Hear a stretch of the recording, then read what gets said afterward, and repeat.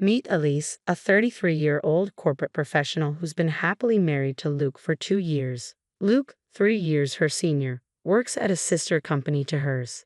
Since the beginning, they've been residing with his parents in a two-family home arrangement. Luke, the younger of 2 brothers, has an elder sibling named Cody, who's 6 years his senior. Before Elise and Luke tied the knot, it seemed like Cody and his parents were the primary occupants of the household. However, Cody's wife, Krist, known for her talkative nature and competitive spirit, often found herself at odds with her equally strong-willed mother-in-law. Eventually, Cody and his father had enough of the family disputes and decided to move out. Despite living alone since he started working, Luke and Elise never seriously considered the idea of residing separately from his parents. So, when Luke's mom suddenly declared that they would be moving in after marriage, it caught both Elise and Luke off guard.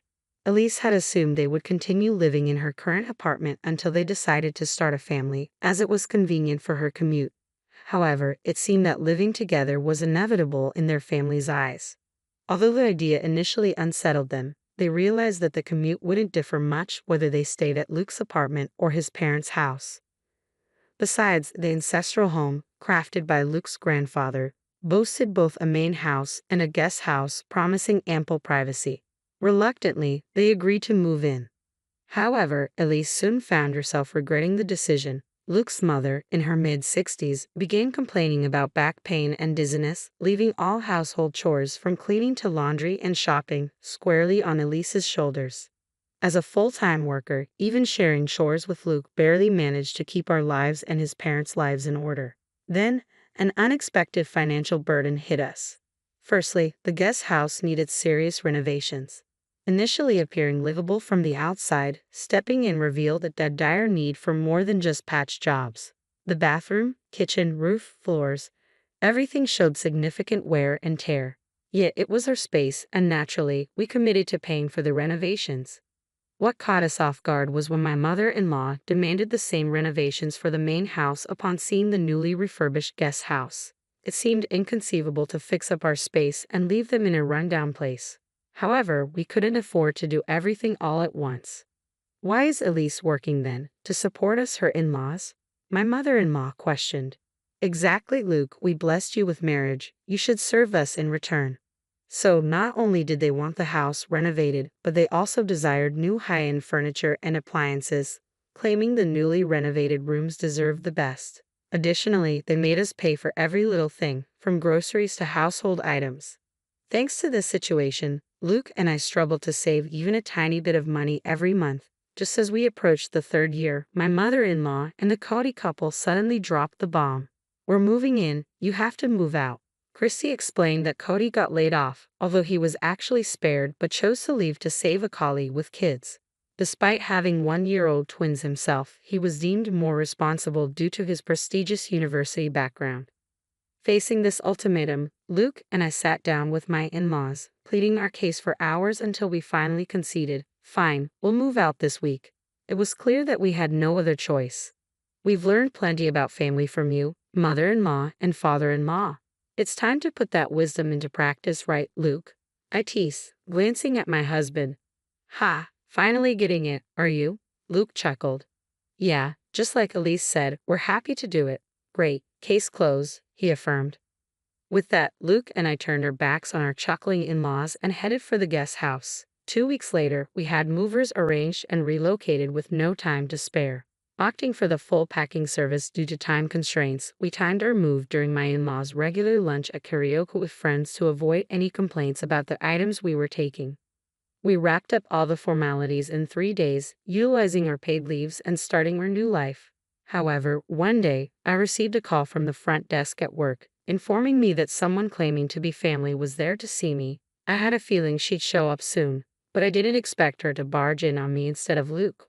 Quickly texting Luke about the situation, I braced myself for the inconvenience.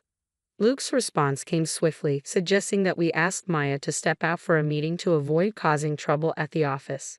Passing the message to the front desk, we managed to make our in-laws leave as agreed. That night, as Luke and I pulled into the parking lot of our in-laws' compound, they, along with Cody and his spouse, rushed out of the main house and guest house to greet us. Upon closer inspection, I noticed that both my in-laws had a baby strapped to their backs, probably Cody's twins. As I locked the car, Cody's voice boomed angrily. "Hey, how dare you show up here in my parents' cars?" Luke remained composed, retorting, "Your parents' cars? Which ones are those?" This seemed to infuriate Cody even more. "The cars you both drove up in, obviously," he exclaimed. "Well, Cody, both these cars were purchased by us. Our names are even on the registration certificates. Would you like to see?"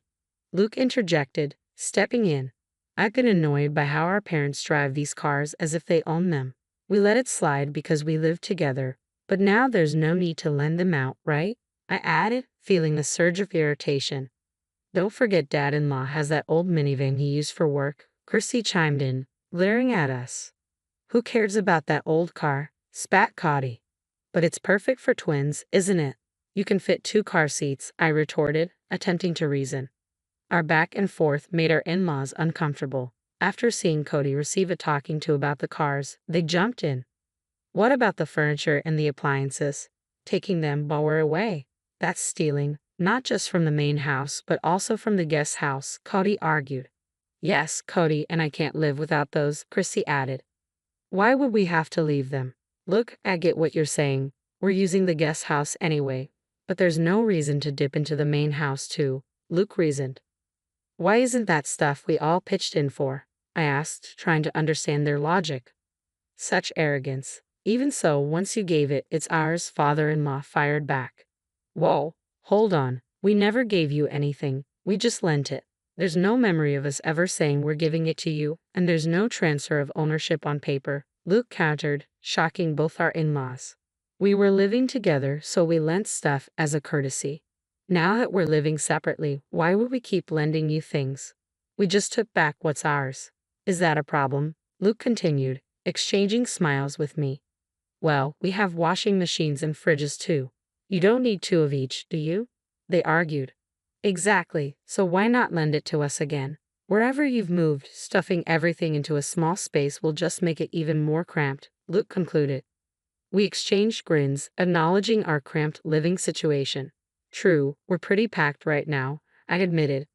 "Absolutely, it's a tight fit," Luke agreed. Chrissy began, "In that case." But we cut her off. "Remember, it's a storage room, so it's supposed to be cramped," I chuckled. "Exactly. Until the official contract is done, this is how it has to be," Luke concluded. This left Cody and our in-laws utterly confused. Then Luke dropped a bombshell. "Oh, by the way, both of us are moving to Boston next month." Luke smoothly explained that we had both originally been offered positions at the corporate headquarters but had turned them down because we were living with my in-laws.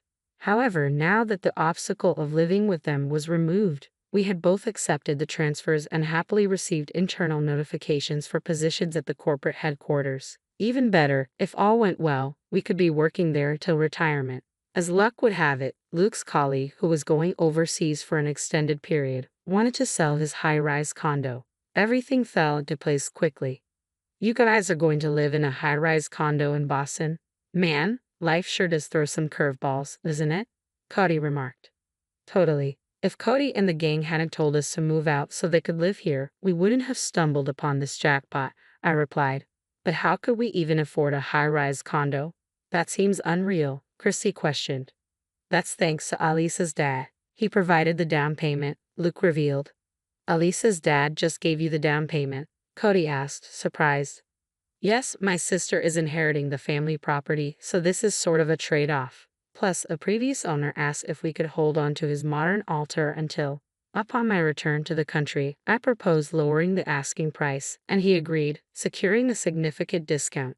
However, hearing about the extent of the discount, Christy, who was standing nearby, burst into tears, exclaiming, "That's so unfair. I'd rather have a high-rise condo in Boston than live in Atlanta."